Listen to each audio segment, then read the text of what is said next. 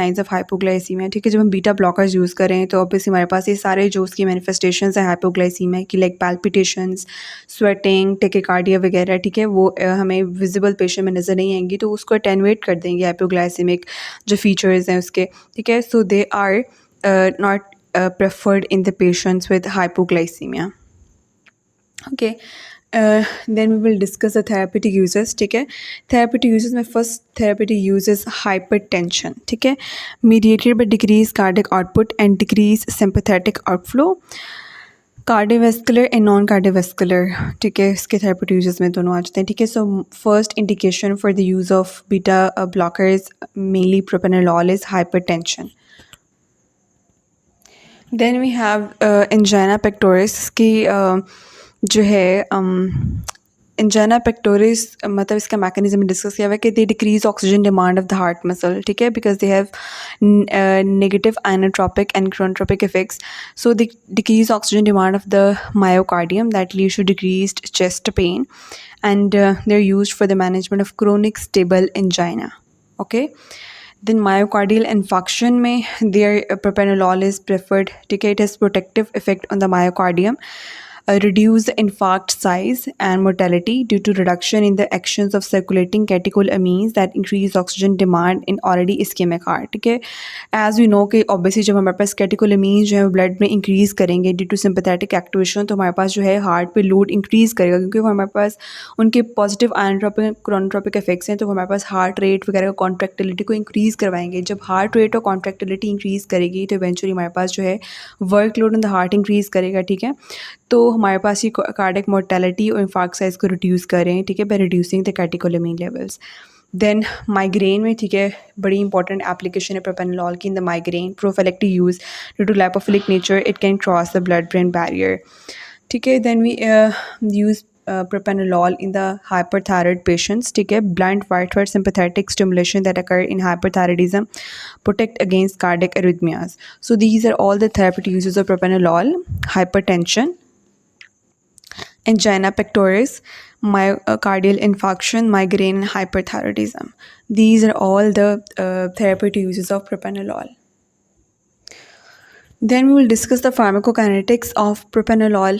It has high first pass effect, large volume of distribution, approximately 4 liters. It can cross the blood-brain barrier and metabolites are excreted in the urine. Okay. So then we have the adverse effects. Adverse effects of propranolol are bronchoconstriction, arrhythmias, sexual impairment, and metabolic disturbances. ठीक है, metabolic disturbances में अब क्या क्या आ जाता है further? They cause fasting, hypoglycemia, metabolism of triglycerol and decrease HDL. CNS adverse effects में, क्योंकि एज वी हैव डिस्कस्ड कि ये ब्लड ब्रेन बैरियर को क्रॉस कर जाती है, ठीक है, तो हमारे पास CNS इफेक्ट्स भी बड़े प्रीडोमिनेंट होंगे। सो propranolol causes depression, dizziness, lethargy, okay, fatigue, weakness, visual disturbances, hallucination, short-term memory loss, vivid dreams, and depression, ठीक है। so this is a list of adverse effects of propranolol, ठीक है। then we will discuss the drug interactions of propranolol, ठीक है। so inhibitors कौन से propranolol के, that is cimetidine, fluoxetine, paroxetine and ritonavir. inducers कौन से हैं, barbiturates, phenytoin and rifampin, ठीक है। इनहिबिटर्स वो हैं जो इसके मेटाबॉलिज्म को इनहिबिट करेंगे, ठीक है, और ऑब्वियसली इसके जो ब्लड में लेवल्स हैं वो प्रोलॉन्ग ड्यूरेशन के लिए परसिस्ट करेंगे, ठीक है। इंड्यूसर जो है इसके मेटाबॉलिज्म को फास्ट करेंगे और इसको जल्दी से ब्लड से एक्सक्रीट आउट करवा देंगे। सेलेक्टिव हमारे पास नॉन सेलेक्टिव बीटा ब्लॉकर्स में 2 और ड्रग्स हैं हमारे पास, और भी काफ़ी, लेकिन हमने मेनली इनको ही मेजर जो है इनको डिस्कस किया है। So we have the nadolol and timolol, ठीक है। प्रोपेनोलॉल हमने डिस्कस कर लिया है। So they are non selective beta antagonist. Timolol possesses ocular hypotensive effects when used topically, and it also reduces production of aqueous humor and used in the chronic open angle glaucoma. ठीक है, Timolol जो है that has ocular applications, or it is used for decreasing the intraocular pressure in chronic open angle glaucoma. Okay, then we have the selective beta 1 antagonist. ठीक है, beta one antagonist में हमने जैसे कि प्रीवियसली डिस्कस किया कौन कौन सी drugs आ जाती हैं, acebutolol, atenolol, betaxolol, bisoprolol, esmolol and metoprolol. Actions सबके मेनली वही हैं, ठीक है। So decrease the blood pressure in the hypertension, increase exercise tolerance in the angina. Nebivolol release nitric oxide from the endothelial cells, leads to vasodilation, do not affect the lipid profile। ठीक है, इसका ये benefit क्या है कि ये हमारे पास लिपिड प्रोफाइल को अफेक्ट नेबिवोलॉल नहीं करता। Okay, then we have the therapeutic uses of selective beta 1 antagonist. They are hypertensive patients with impaired pulmonary function, chronic stable angina, and management of chronic heart failure. These are the therapeutic uses of selective beta 1 antagonist. Okay. Okay, esmolol is actually ultra short acting beta 1 selective antagonist. It has short half-life, approximately 10 minutes. Uses क्या हैं इसके, ठीक है। It is used for supraventricular arrhythmias associated with thyrotoxicosis, perioperative hypertension, and myocardial ischemia. Okay. Then we have the antagonist with partial agonist activity, ठीक है। antagonist भी है और इनकी partial agonist activity भी है, ठीक है। ये हमारी दफ़ा प्रॉफ में ये ऐसी क्यों आया हुआ था, ठीक है। ड्रग्स के नाम बताने थे। सो इसको ISA लिखा हुआ था, ठीक है। काफ़ी बच्चे कंफ्यूज हो रहे थे कि what is ISA। So it's intrinsic sympathomimetic activity. दो ड्रग्स हैं, ठीक है, एसिटाबिलोल एंड पिंडोलॉल। इनके एक्शंस क्या हैं, कार्डियोवैस्कुलर एप्लीकेशंस हैं, ठीक है, और decrease metabolic effects. Therapeutic uses hypertensive patients with moderate bradycardia. So ये आपने ड्रग्स के नाम बड़े अच्छे तरीके से याद कर लें हैं, ठीक है। SCQ में भी आ जाता है, ठीक है, MCQ में पूछ लेते हैं। So we have the acebutolol and pindolol that have intrinsic sympathomimetic activity. Then we have the antagonist at both alpha and beta receptors. As we have discussed, they are labetalol and carvedilol. मैंने जो हमारे पास non selective alpha beta blockers labetalol and carvedilol हैं, ठीक है, उनके मैंने action discuss किए हैं। They cause peripheral vasodilation by so they lead to decrease in the blood pressure and अब जब carvedilol जो है that decrease the lipid peroxidation vascular wall thickening को डिक्रीज़ करता है। So preferred in the treatment of chronic heart failure, that's carvedilol, ठीक है।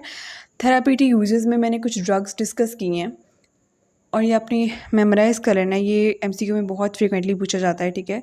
So methyl dopa plus labetalol, they are use for the treatment of pregnancy induced hypertension means pre eclampsia में हम methyl dopa लिबिटालॉल को prefer करते हैं, ठीक है। Carvedilol is used for chronic stable angina. Adverse effects में they cause orthostatic hypotension and dizziness, ठीक है। Therapeutic uses of beta blockers को मैंने एक ही जगह सबको समराइज़ कर दिया है, ठीक है। आप चाहें तो इसका स्क्रीनशॉट ले लें, लेकिन मैं साथ में डिस्क्रिप्शन में इसके नोट्स भी शेयर कर दूँगी, ठीक है। तो मैंने ये इसको बड़ा अच्छी तरीके से समराइज़ किया हुआ है, ठीक है।